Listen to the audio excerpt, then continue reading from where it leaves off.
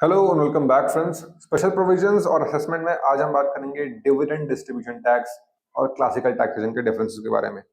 DDT यानी कि dividend distribution tax होता क्या है? डीडीटी वो टैक्स जो कंपनी पे करती थी जब वो अपने प्रॉफिट्स को डिविडेंड्स के रूप में शेयर होल्डर्स में डिस्ट्रीब्यूट करती थी, और ये शेयर होल्डर्स खुद नहीं पे करते थे, कंपनीज पे कर सकती थी ऑन देयर बिहाफ। रेट था 15%, इसमें एडिशनल चार्जेस लगते थे और इफेक्टिवली ये 20.56% तक बन जाता था। आफ्टर दैट कंपनी डीडीटी जब पे कर चुकी थी तो शेयर होल्डर को कोई फर्दर टैक्स नहीं देना होता था। It was exempt in their hands. Change क्या हुआ है क्लासिकल टैक्सेशन सिस्टम में? अप्रैल 1 2020 में डीडीटी को कंप्लीटली अबॉलिश कर दिया गया है। अब dividends are taxable in the hands of recipient.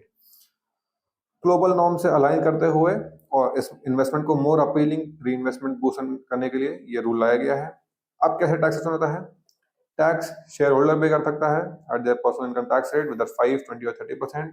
Company और म्यूचुअल फंड्स टीडीएस रेट करती हैं 10% ऑन डिविडेंड्स अबव 5000 पर फाइनेंशियल ईयर, और डिडक्शंस एंड एडजस्टमेंट्स अलाउ होते हैं जब shareholders can claim up to 20% interest expense deduction on loan taken investment to dividend earning assets. Comparison अगर करें DDT में, पहले कौन करता था? कंपनी। अब कौन करता है? Share holders. टैक्स रेट पहले था 20.56, अब है शेयर होल्डर के इनकम के स्लैब के अकॉर्डिंग। शेयर होल्डर पर इम्पैक्ट क्या है? इस पर कोई इम्पैक्ट नहीं होता था पहले, अब खुद पे करना होता है। कॉम्प्लेक्सिटी सिंपल था शेयर होल्डर्स के लिए, कंपनी के लिए नहीं था। क्लासिकल सिस्टम में फेयर है, ऑल्दो थोड़ा सा पेपर वर्क फॉर्मेलिटीज बढ़ जाती हैं। That was all about dividend distribution tax versus classical taxation system. About the dividends, ऐसे ही और इन्फॉर्मेटिव वीडियोस के लिए हमारे साथ जुड़े रहिए on advice brain. Thank you very much.